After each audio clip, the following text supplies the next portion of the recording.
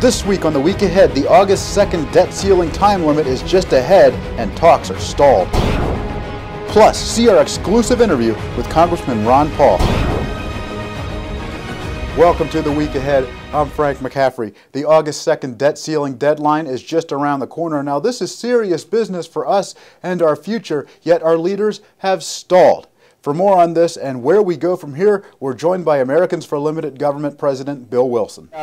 The collapse of the secret talks being held at the White House on Sunday provides John Boehner and the Republicans a great opportunity to change the focus of the debate. Up until now, Barack Obama has been setting the terms of the debate. How much tax increase can we get? He has been holding the country hostage by refusing to agree to any increase in the debt ceiling unless he gets massive taxes on the American people. Now, with this collapse, Speaker Boehner has a unique opportunity. The House of Representatives should immediately pass a legislation that increases the debt ceiling and extracts double the amount in cuts. And so what we're talking about here is if Barack Obama believes we need $2.5 trillion increase in the debt ceiling, then give it to him. But give it to him with a bill that cuts $5 trillion out of federal spending.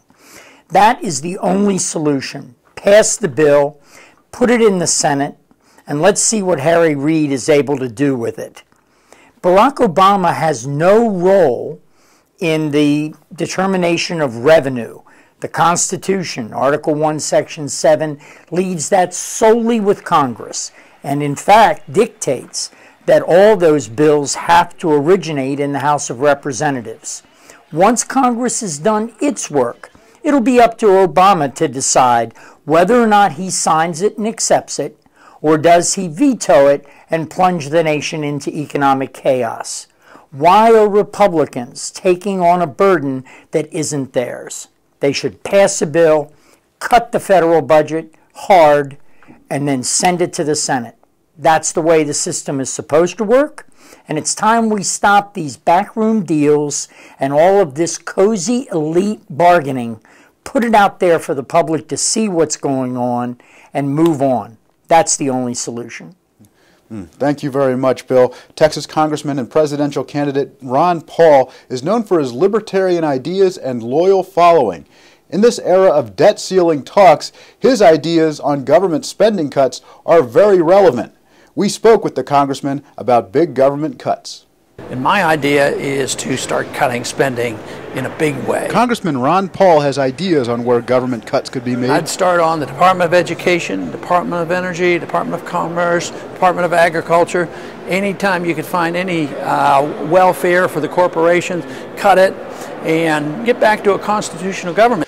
Paul believes that he might sound pessimistic about things, but those cuts aren't likely. However, he does say there is another idea for helping our financial situation. If they wouldn't listen to the priorities and they still thought it was important to balance the budget, they should just take across-the-board cut for everybody, because the alternative of continuing to do what we're doing is going to be much, much worse. While government programs help some and the idea of cutting them evoke protest, Paul says the cutbacks simply have to be made. If we continue to do what we're doing, all these programs are going to be shut down. Everybody's going to suffer, and that's what we should try to avoid. We lose the argument to the moral high ground to the other and say, oh, it's government's going to take care of everybody, and they end up giving us poverty and business cycles and a lot of wealth destruction. Ron Paul says he will not vote for an idea that is not authorized by the U.S. Constitution. And that's all the time we have for The Week Ahead. Please join us again next time. For more on these and other issues, visit netrightdaily.com.